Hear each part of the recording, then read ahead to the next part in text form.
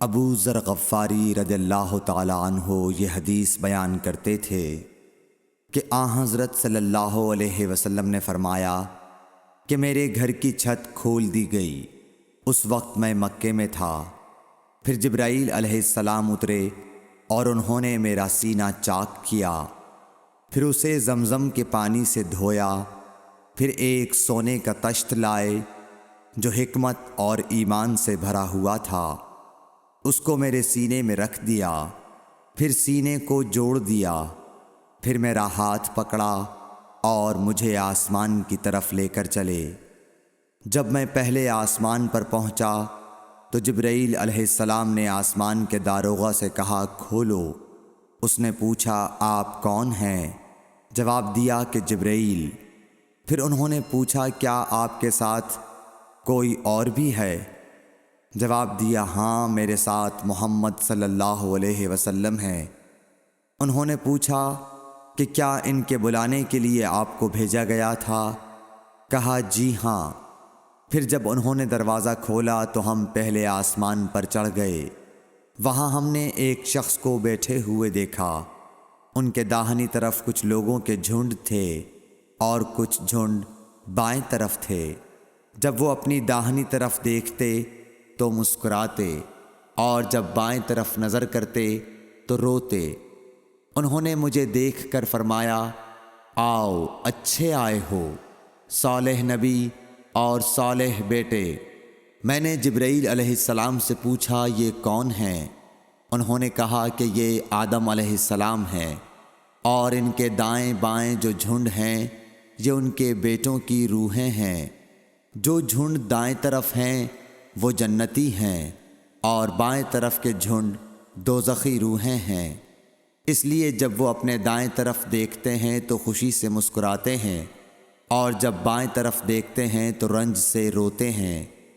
پھر جبرائیل مجھے لے کر دوسرے آسمان تک پہنچے اور اس کے داروغہ سے کہا کہ کھولو۔ اس آسمان کے داروغہ نے بھی پہلے داروغہ کی طرح پوچھا، پھر کھول دیا۔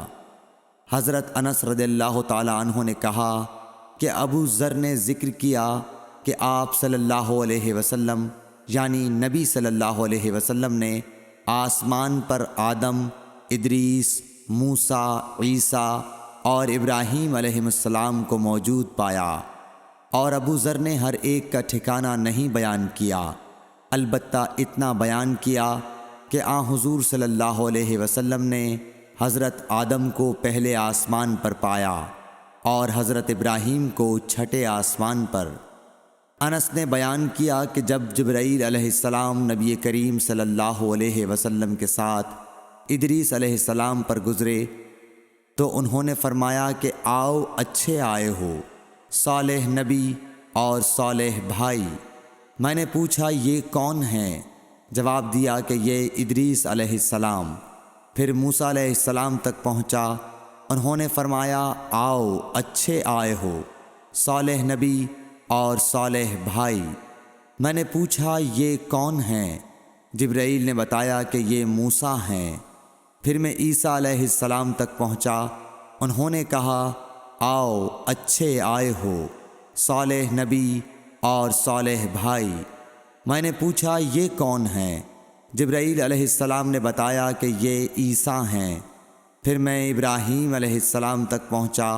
انہوں نے فرمایا آؤ اچھے آئے ہو، صالح نبی اور صالح بیٹے۔ میں نے پوچھا یہ کون ہیں؟ جبرائیل علیہ السلام نے بتایا کہ یہ حضرت ابراہیم علیہ السلام ہیں۔ ابن شہاب نے کہا کہ مجھے ابو بکر بن حزم نے خبر دی کہ عبداللہ بن عباس اور ابو حبا الانصاری رضی اللہ عنہم کہا کرتے تھے کہ نبی کریم صلی اللہ علیہ وسلم نے فرمایا، پھر مجھے جبرائیل لے کر چڑھے۔ اب میں اس بلند مقام تک پہنچ گیا جہاں میں نے قلم کی آواز سنی جو لکھنے والے فرشتوں کے قلموں کی آواز تھی۔ ابن حزم نے اپنے شیخ سے اور انس بن مالک نے ابو ذر سے نقل کیا کہ نبی کریم صلی اللہ علیہ وسلم نے فرمایا، پس اللہ تعالیٰ نے میری امت پر 50 وقت کی نمازیں فرض کیں۔ میں یہ حکم لے کر واپس لوٹا۔ جب موسیٰ علیہ السلام تک پہنچا تو انہوں نے پوچھا کہ آپ کی امت پر اللہ نے کیا فرض کیا ہے؟ میں نے کہا کہ 50 وقت کی نمازیں فرض کی ہیں۔